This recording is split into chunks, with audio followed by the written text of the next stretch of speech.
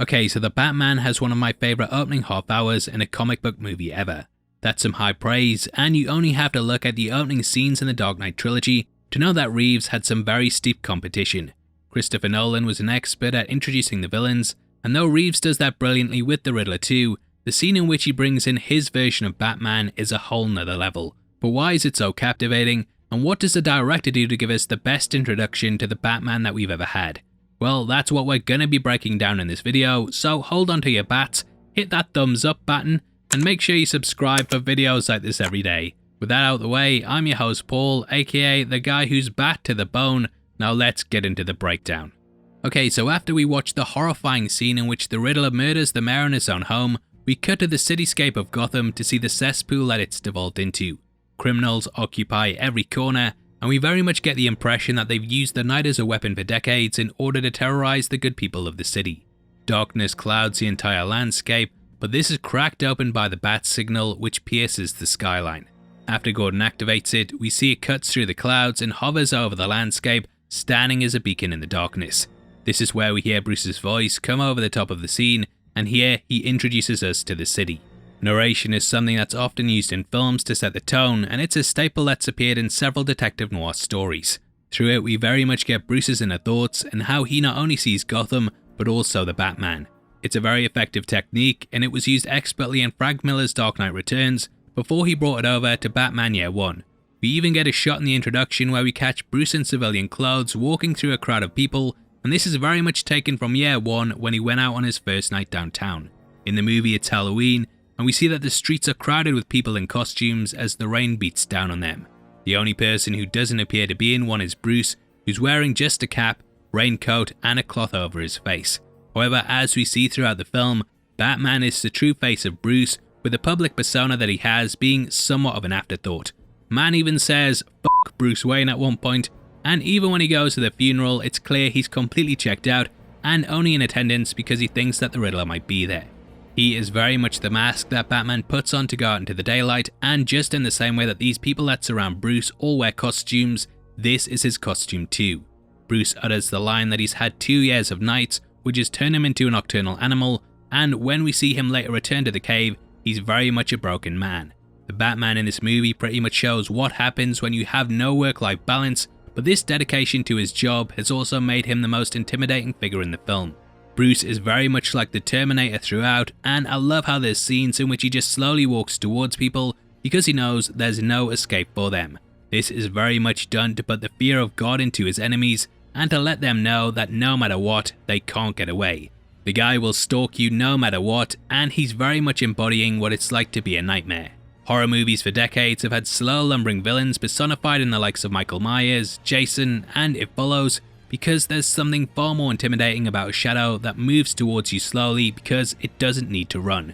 It shows it will get you, and no matter how much effort you put into trying to escape, you've got no chance of outrunning it.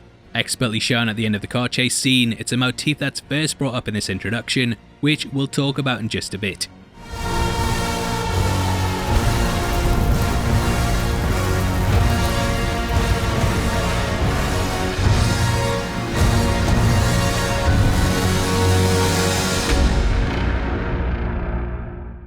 Whereas in the past we've tended to see the streets through the eyes of citizens and Batman himself, what Reeves does brilliantly here is that he shows us it through the eyes of the criminals.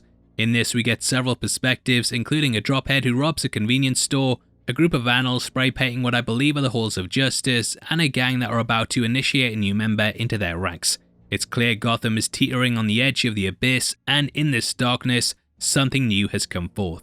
Now there's several fake outs in the scene, and we see how the criminals very much live in fear that Batman is hiding in the shadows. However, like he says, he isn't hiding in the shadows, he is the shadows. I am Wade. Because of this, the criminals feel like he could be around every corner, and he's very much become a part of Gotham. It's a big city, and like Batman says, he can't be everywhere. However, the bat signal does a lot of the job for him, as it plants the idea in criminals' minds that he's out there, and that he could be coming for them. Fear is a tool. But when that light hits the sky, it's not just a call. It's a warning. Now this line gives me chills, and it shows how Batman has very much weaponized the bat signal to creep out criminals so that they fear committing crimes in case they run into the man known as Vengeance. I love how we get several fake out scenes, such as the drophead who looks down the dark alleyway and stops what he's doing. This is a guy who's just robbed a convenience store at gunpoint, and in most instances, you'd think that a thief would want to head to the darkest place they could find in order to hide. They'd want a quick getaway, which this would provide, but he stops and decides not to do it just because the Batman might be there. It's expert storytelling, and it's something that we can all relate to on some level.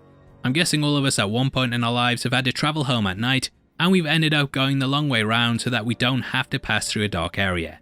That alleyway or shortcut in the daytime might be well lit and easy to go through, but come night it takes on a whole life of its own. It's the fear that something could be lurking down there that makes us stop what we're doing and, like the thief, go the other way. Now luckily for this guy, Batman isn't there, and we discover that he's been stalking the gang. We watch them through a darkened train car and then follow them out onto the platform so that we can see them initiate their new member. Happy attacking the public, they want to beat someone up, but their demeanor changes when they hear the slow footsteps coming from the shadows. Much like the ticking clock of the crocodile in Peter Pan or the revving of the Batmobile later on, there's something so intimidating about hearing something coming before it appears. Your mind starts to race as you wonder what could be making that sound, and it's something that was used expertly in the Resident Evil 2 remake with Mr. X.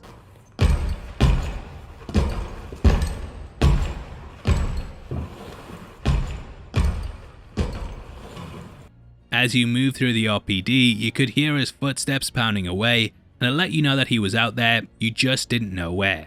Matt Reeves clearly studied horror films in order to determine what elements make us feel most afraid, and it's a stroke of genius to film a character so steeped in fear this way. Now at this point, Batman does what you should do if you ever go to prison, and that is to beat up the leader. The hell are you supposed to be?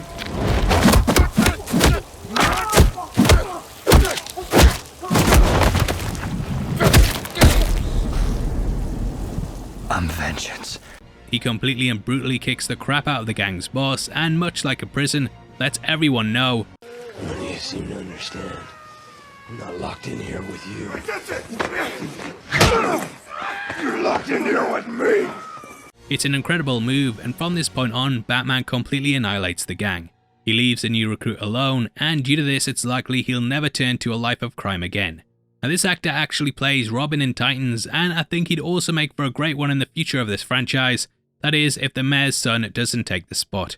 Getting off topic there, but the idea that Batman is vengeance is first introduced in this scene too, and it's something worth talking about.